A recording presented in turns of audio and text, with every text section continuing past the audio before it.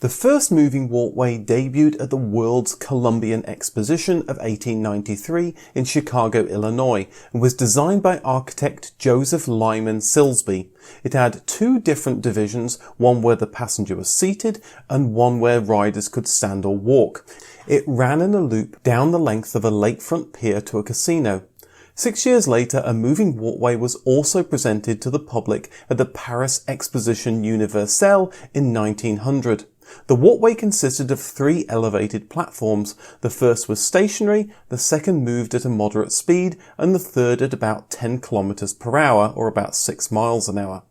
These demonstrations likely served as inspiration for some of H.G. Wells's books. The Beeler Organization, a New York City consulting firm, proposed a continuous transit system with subsurface moving platforms for Atlanta in 1924, with a design roughly similar to the Paris Exposition system. The proposed drive system used a linear induction motor. Unfortunately, the system wasn't constructed.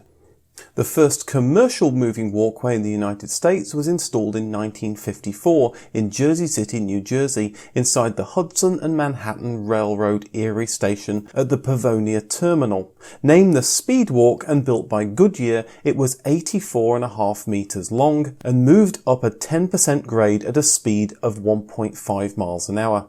The walkway was removed a few years later when traffic patterns at the station changed. The first moving walkway in an airport was installed in 1958 at Love Field in Dallas, Texas.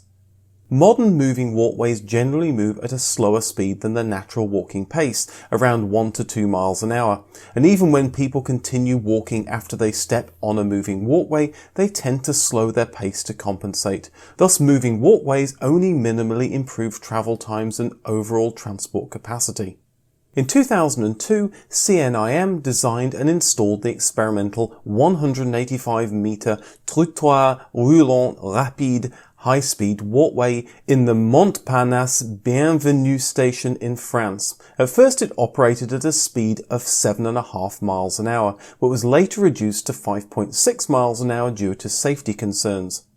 As the design of the walkway required riders to have at least one hand free to hold the handrail, those carrying bags or shopping, or who were infirm or physically disabled, had to use the ordinary walkway beside it, and staff were positioned at either end to determine who could and who couldn't use it.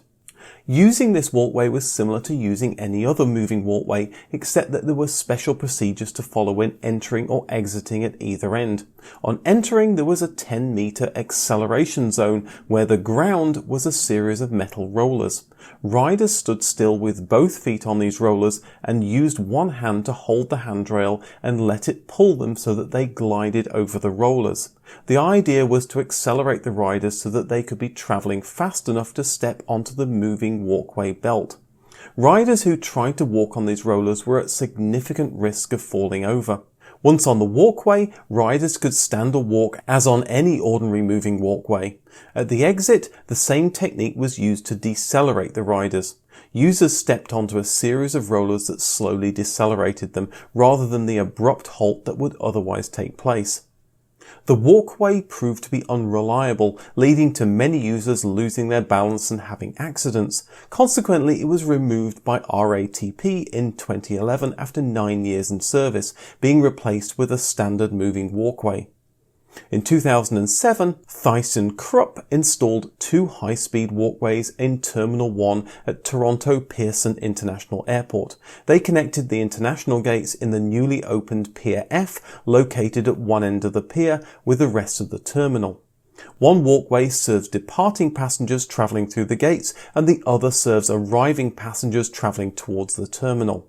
The walkway's pallet-type design accelerates and decelerates users in a manner that eliminates many of the safety risks generated by the moving belt type used in Paris, making it suitable for use by people of all ages and sizes regardless of their health condition. The pallets intermesh with a comb and slot arrangement. They expand out of each other when speeding up and compress into each other when slowing down. The handrails work in a similar manner, and because of this, there is no need to hold the handrails when entering or exiting the walkway. It moves at roughly 1.2 miles an hour when riders step onto it and speeds up to approximately 4.3 miles an hour, which it remains at until near the end, where it slows back down.